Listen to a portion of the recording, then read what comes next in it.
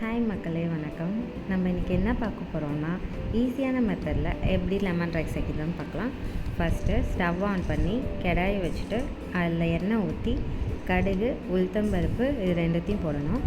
அது நல்லா பொரிஞ்சதுக்கப்புறம் நம்ம வேர்க்கடலையை முன்னாடியே நல்லா வறுத்துக்கணும்.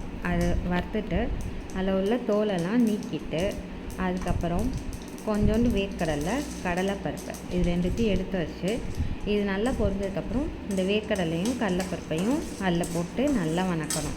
அந்த வேர்க்கடலையும் கடலைப்பருப்பும் அந்த எண்ணெயிலே நல்லா இது பண்ணால் எண்ணெயிலே வணக்கிட்டு பெருங்காயத்தூள் ஆட் பண்ணணும். ஆட் பண்ணனால நல்ல ஃப்ளேவர் அண்ட் அந்த ஸ்மெல்லே நல்லா இருக்கும்.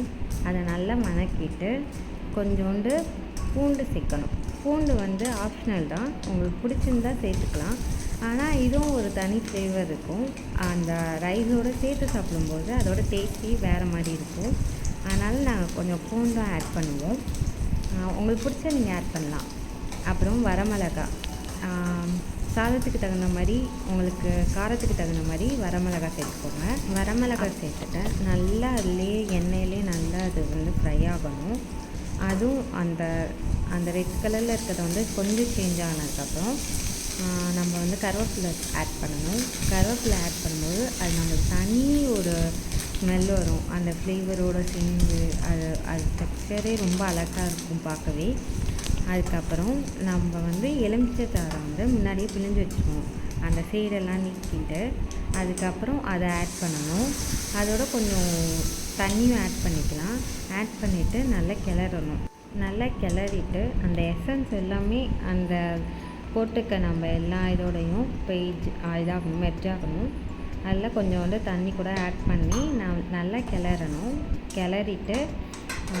நல்லா கிளறினதுக்கப்புறம் மஞ்சத்தூள் ஆட் பண்ண போகிறோம். இதோட மெயின் மஞ்சத்தூள் தான். ஏன்னா நம்ம லெமன் ரைஸ்ன்றது எல்லோ கலரில் இருக்கும். ஸோ மஞ்சத்தூள் தேவையான அளவுக்கு ஆட் பண்ணணும். மஞ்சத்தூள் ரொம்ப ஆட் பண்ணாலும் அந்த ஃப்ளேவர் வேறு மாதிரி ஆகிடும். ஸோ பார்த்து ஆட் பண்ணிக்கோங்க.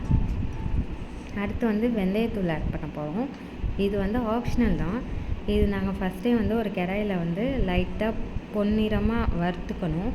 ரொம்ப வறுத்தா ரொம்ப கசப்புத்தன்மை ஆகிடும். அதை வறுத்துட்டு ஆற வச்சு மிக்சியில் அரைச்சி வச்சுக்கிட்டோம். அதில் கொஞ்சோண்டு ஆட் பண்ணோம். ஆட் பண்ணதுக்கப்புறம் நல்லா அது எல்லாத்தையும் கிளறணும்.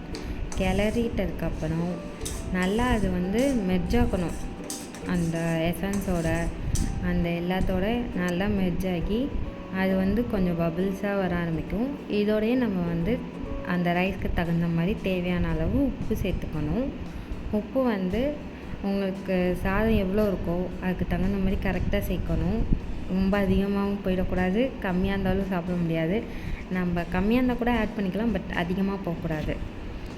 தேவையான அளவு உப்பு போட்டுக்கலாம். அது நல்லா கொதிஞ்சு பபிள்ஸ் வரும்போது அதுக்கு முன்னாடியே நம்ம வடித்து வச்ச சாதமோ இல்லை குக்கரில் வச்ச சாதமோ தனியாக பிளேட்டில் ட்ரான்ஸ்ஃபர் பண்ணி அதில் லைட்டாக நல்லெண்ணெய் ஊற்றி அந்த நம்ம வச்சுருக்க எசன்ஸில் நல்லா மிக்ஸ் பண்ணணும். நல்லா மிக்ஸ் பண்ணிவிட்டு அதுக்கு தகுந்த மாதிரி நம்ம உருளைக்கிழங்கு ஃப்ரை நாங்கள் முன்னாடியே பண்ணி வச்சிட்டோம். அதோட சேர்த்து சாப்பிட்டா செம்மையாக இருக்கும். தேங்க்ஸ் ஃபார் வாட்சிங்.